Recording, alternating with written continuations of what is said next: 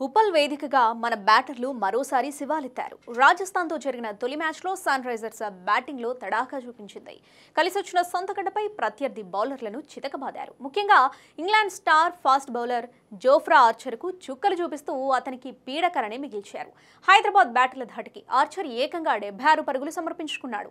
4 ఓవర్ల full spell వేసిన ఈ ఇంగ్లీష్ బౌలర్ను ఏ ఓవర్లోనూ వదలలేదు. తొలి ఓవర్లోనే 23 పరుగులు సమర్పించుకున్న ఆర్చర్ ఆ తర్వాత 12, 22, 23 పరుగులిచ్చాడు. ఇలా ధారాళంగా పరుగులిచ్చిన ఆర్చర్ ఐపీఎల్ చరిత్రలోనే అత్యంత చెత్త గణాంకాలు నమోదు చేశాడు.